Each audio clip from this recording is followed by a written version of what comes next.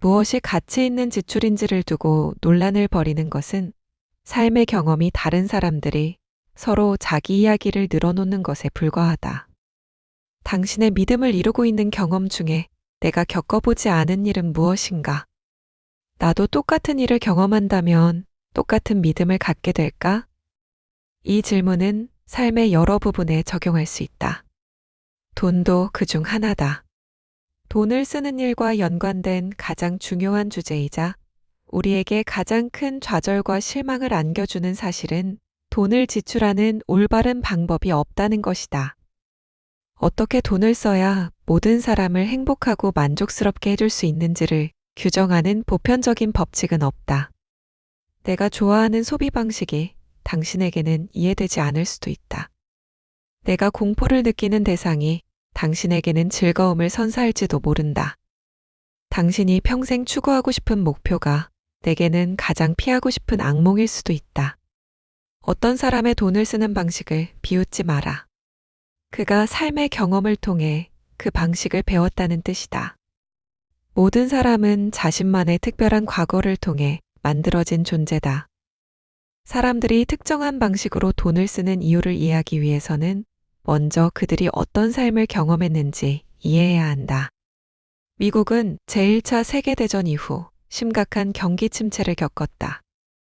그러나 그 10여 년간의 고통 끝에 광란의 20년대라 불리는 사상 초유의 경제 호황기를 맞았다.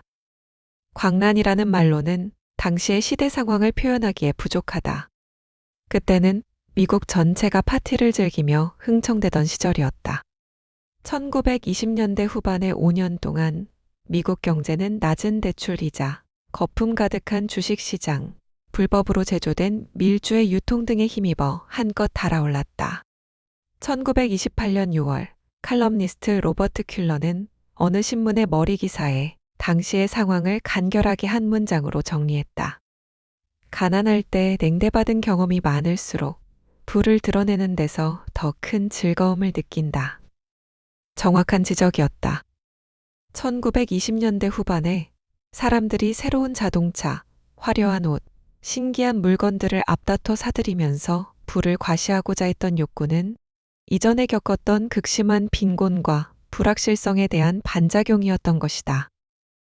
뭔가에 억눌려 있다가 갑자기 풀려난 사람들이 보이는 공통적인 반응은 잃어버린 시간을 보상받기 위해 정신없이 앞만 보고 달려가는 것이다. 역사학자 프레더릭 루이스 앨런은 그때의 시대상을 이렇게 묘사했다. 이 나라 사람들은 갑자기 자유를 얻은 피서객들처럼 흥청거렸다. 삶은 헛될 뿐이고 아무것도 중요하지 않다는 게 그들의 생각이었다. 어차피 인생이 그런 거라면 마음껏 즐기며 사는 편이 낫다는 것이다. 사람들은 경제가 어려웠던 시절 무시당하고 억눌렸던 과거를 보상받기 위해 닥치는 대로 돈을 썼다. 마치 누군가에게 복수하거나 잘못된 일을 바로잡기라도 하는 것 같았다. 그들이 미친 듯이 돈을 써댄 이유는 숫자를 꼼꼼히 계산한 뒤에 올바른 결정이라고 판단해서가 아니라 감정적 상처를 치료하기 위해서였다. 시대를 가리지 않고 관찰되는 이런 행동은 우리에게 많은 것을 시사한다. 나와 가까운 친척 한 사람은 매우 가난하고 불우한 가정에서 자라났다. 그는 성장하면서 온갖 어려움을 겪고 남들에게 무시당했지만 나중에는 사업으로 크게 성공을 거뒀다. 딸이 대학에 갈 때가 되자 그는 이렇게 말했다. 수업료가 가장 비싼 학교를 고르거라.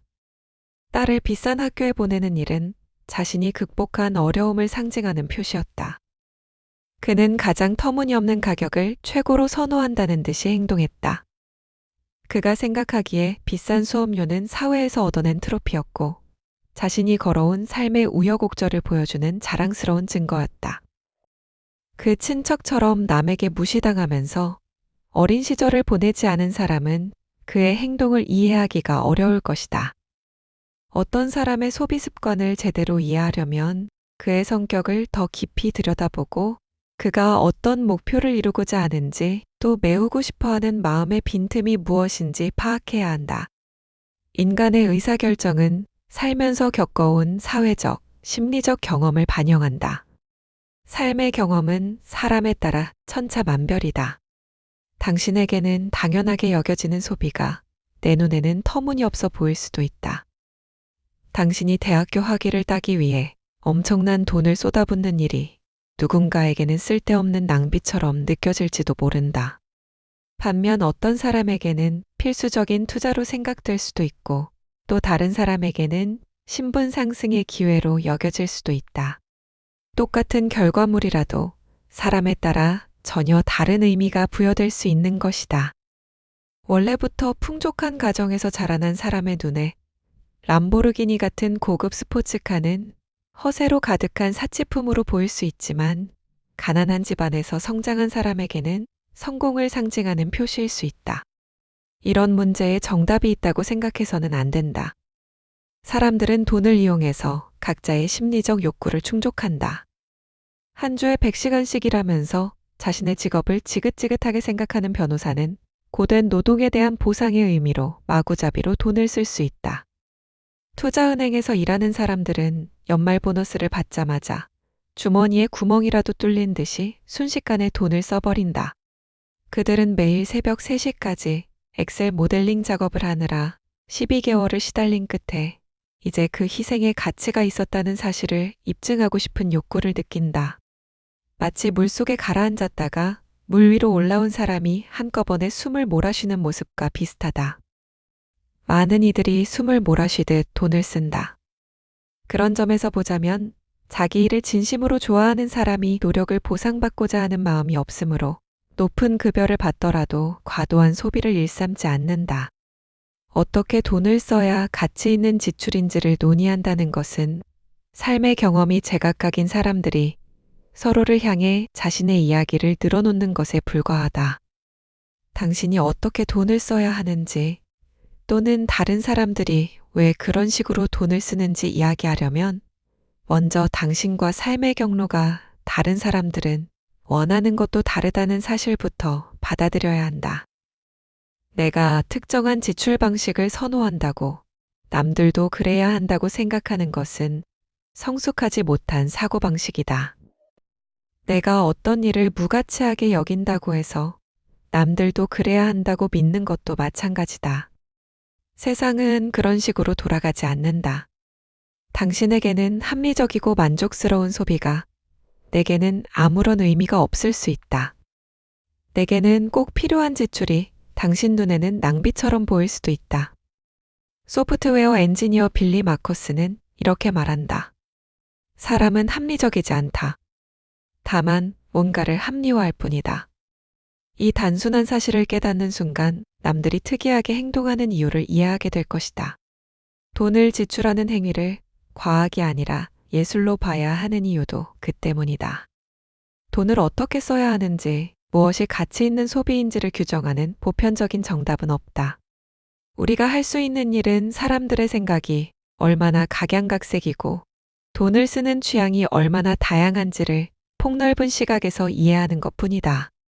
리사 펠드먼 베럿은 인간의 감정이 어디에서 비롯되는지를 연구하는 심리학자다. 베럿은 이렇게 말한다. 사람의 감정은 태어날 때 두뇌 속에 고정되는 게 아니라 필요할 때마다 두뇌가 만들어내는 것이다. 사람은 태어난 순간부터 무엇이 무섭고 무엇이 재미있고 무엇이 자신을 화나게 하는지 배우기 시작한다.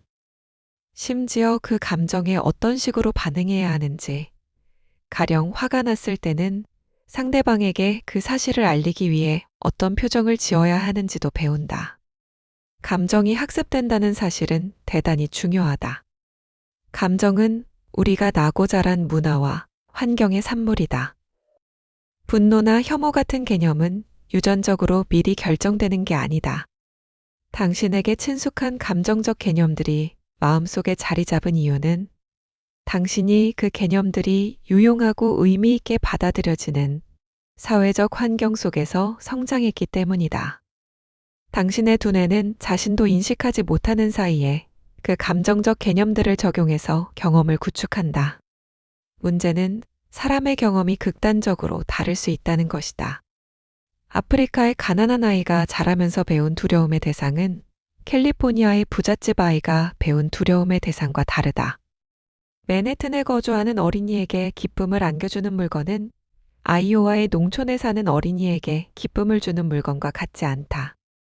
인간에게 가장 원초적인 느낌처럼 생각되는 기쁨, 공포, 수치심, 자부심 같은 감정도 문화, 가정, 개인에 따라 그 형태가 천차만별이다. 당신을 부끄럽게 만드는 뭔가가 내게는 자긍심을 심어줄 수 있다. 내가 공포를 느끼는 것에서 당신은 짜릿함을 맛볼 수 있다. 당신이 추구하는 목표가 내게는 악몽일지도 모른다. 사람의 감정만 다른 게 아니다. 어떤 문화권에서는 상식으로 받아들여지는 행동이 다른 문화권에서는 우스꽝스럽고 낡아빠진 행위로 여겨지기도 한다. 심리학자 조너선 하이트에 따르면 미국에서는 25세 아들이 아버지의 이름을 부르는 게 자연스러운 일이지만 다른 문화권에서는 도덕적으로 받아들여지지 않는다. 음식 준비, 위생관리, 자녀 양육, 배우자를 대하는 태도에 대한 관점도 지역이나 문화에 따라 제각각이다. 우리가 상식이라는 개념을 모든 사람이 동의하는 보편적 진리라고 정의한다면 2 더하기 2는 4처럼 과학적으로 증명된 진리를 제외한 상식은 그렇게 흔치 않다는 사실을 알게 될 것이다. 작가 데이비드 맥레이니는 이렇게 말한다. 사람들에게 합의된 현실은 대부분 지리적 환경의 결과물일 뿐이다. 요컨대 도전할 만한 모험, 흥미로운 실험, 사소한 즐거움, 필수적인 욕구 등에 대한 사람들의 관점은 저마다 다르다. 조금 극단적이기는 해도 작가 로버트 핸더슨이 들려주는 사례를 생각해보자. 그는 어린 시절 10곳 이상의 위탁가정을 전전하면서 성장했고 케임브리지 대학에서 심리학 박사학위를 받았다. 부유한 가정에서 자라 좋은 대학교에 진학한 대학생은 코카인을 한 번쯤 경험해도 큰 문제가 없을 것이다. 그러나 부모의 보살핌이 부족한 결손 가정에서 자라난 아이는 필로폰에 한 번만 손을 대도 인생이 망가질 가능성이 크다. 이는 카토 연구소가 2019년 시행한 여론조사에서 학사학위 이상을 소지한 미국인 60%가 마약 합법화에 찬성했으나 학위가 없는 사람들의 찬성률은 절반에 미치지 못한 이유를 설명해준다. 부자들에게는 마약이 시간을 보내기 위한 오락거리에 지나지 않지만 가난한 사람들에게는 더 큰 고통으로 향하는 지름길이기 때문이다. 마켈그룹의 CEO 톰 게이너는 국선 변호인으로 일하는 자신의 딸과 점심을 먹으며 나누었던 이야기를 들려주었다. 게이너가 딸에게 요즘 어떤 사건을 맡았느냐고 묻자 딸은 어떤 사람이 식당에 들어가 음식을 주문해서 먹은 뒤에 아이들이 보드게임에서 사용하는 가짜 돈으로 음식값을 치르려 했다고 말했다. 그 남자가 바보라서 그런 거야? 아니면 장난을 친 거야? 게이너가 물었다. 아빠, 그 사람은 가난하고 배가 고팠을 뿐이에요. 제 의뢰인들은 돌을 닦는 선사처럼 오직 이 순간에만 집중해요. 과거나 미래 같은 건 없어요. 그 사람은 그저 배가 고팠던 거예요. 너무 심각한 사례를 예로 들었는지도 모르겠다. 하지만 당신과 나를 포함한 모든 사람은 그녀의 의뢰인들과 어느 정도 비슷한 삶을 살아간다. 부자든 가난뱅이든 사람의 가치관은 개인적인 취향에서 비롯되고 개인적인 취향은 현재의 욕구와 과거의 경험에서 축적된 교훈을 조화시키는 과정에서 형성된다. 돈을 다루는 법에 관한 2가지 조언을 소개한다. 하나, 누구도 당신에게 돈을 어떻게 쓰라고 강요할 수 없다. 돈을 쓰는 올바른 방법이란 없으며 어떻게 돈을 써야 더 행복한지는 스스로 알아내야 한다. 투자 자문역으로 일하는 팀 마우러는 이렇게 말했다. 개인금융이라는 용어에서 눈여겨봐야 할 부분은 금융이 아니라 개인이다. 지금까지 내가 들은 돈에 관련된 말 중에 가장 현명한 조언이라고 생각한다. 돈과 관련하여 일어나는 문제의 대부분은 사람들이 각자의 취향을 따르지 않고 사회적 기준에 맞춰 돈을 쓰거나 저축하는 과정에서 생겨난다. 그들은 지극히 개인적인 문제 앞에서도 모든 상황에 통용되는 하나의 정답을 찾으려 한다. 마치 자기 자신이 아닌 다른 사람이 되어 평생을 살아야 한다고 스스로 강요하는 것처럼 말이다. 사람들은 당신이 이탈리아 음식을 좋아하고 내가 멕시코 음식을 좋아하는 게 옳고 그름의 문제가 아니라는 사실을 잘 안다. 그것은 개인의 취향일 뿐이다. 하지만 어떤 집에 살아야 할지, 어떤 옷을 입어야 할지, 언제 은퇴를 선언해야 할지, 얼마나 자주 여행을 가고, 얼마나 자주 외식할지와 같은 문제로 대화의 폭을 넓히면 그 논리는 어느덧 사라져버린다. 당신이 어떤 삶을 선택하든 수많은 사람들이 잘못된 행동이라고 저마다 비난을 퍼부을 것이다. 우리가 돈과 맺고 있는 관계가 얼마나 개인적이고 감정적인지를 인식하는 순간 이 여정은 나 홀로 걷는 길임을 깨닫게 된다. 당신의 배우자나 아이들도 그 과정에 어느 정도 영향을 미치겠지만 어느 지점에 이르면 남들 의견에 휘둘리지 않고 돈을 다루는 자신만의 방식을 스스로 찾아내야 한다. 둘, 다른 사람이 돈을 쓰는 방식을 함부로 판단하지 마라. 코미디언 조지 칼리는 이런 말을 했다. 나보다 천천히 운전하는 사람은 멍청이고 나보다 빨리 달리는 사람은 미친놈이다. 우리는 자신과 다른 의사결정을 모두 잘못된 결정으로 몰아붙이는 경향이 있다. 물론 이 책에서도 다른 사람들이 돈을 사용하는 방식을 놓고 나무라는 순간이 있다. 하지만 그런 사람들에 대한 비판은 돈을 쓰는 방식이 본인의 행복에 명백히 지장을 초래하는 경우로만 한정하려고 노력했다. 자기가 내린 의사결정이 어떤 결과로 이어질지 잘 모르는 사람에게는 도움과 조언이 필요하다. 하지만 타인의 의사결정이 당신의 결정과 다르다는 이유만으로 그 사람을 비난해서는 안 된다. 어떤 사람들은 남들이 자신처럼 생각하지 않는 이유를 도무지 이해하지 못한다. 나는 왜 그런지 알 것 같다. 내가 그들과 다른 삶의 방식을 선택하면 그들은 내가 내린 의사결정을 자신에 대한 공격으로 받아들인다. 특히 자신의 의사결정에 의구심을 품거나 확신이 떨어지는 사람들은 그런 성향이 더 강하다. 문제는 내가 당신이 돈을 쓰는 방식에 대해 비판하는 순간 세상에는 돈을 쓰는 올바른 방법이 존재한다고 착각할 수 있다는 것이다. 그로 인해 나 자신의 의사결정을 성찰하지 않게 되고 더 나은 방법이 없는지 자문하지 않게 되며 내 감정을 이해하려는 노력도 하지 않게 된다. 남을 섣불리 판단하는 일은 무모한 자신감을 앞세워 스스로 성장할 기회를 가로막는 행위일 뿐이다. 건전한 돈의 철학은 타인의 경험을 존중하고 나 자신의 경험을 통찰하고 그 사람에 대한 충분한 정보만 있다면 모든 행동을 이해할 수 있다는 진리를 받아들이는 데서 시작된다. 지금까지 모건하우절의 돈의 방정식 일부 내용이었습니다. 올바른 소비란 없습니다. 오직 경험이 만들어낸 나만의 방식이 있을 뿐입니다. 인생의 모든 문제에는 반드시 답이 있고 그 답은 언제나 책 속에 있습니다. 책답사였습니다.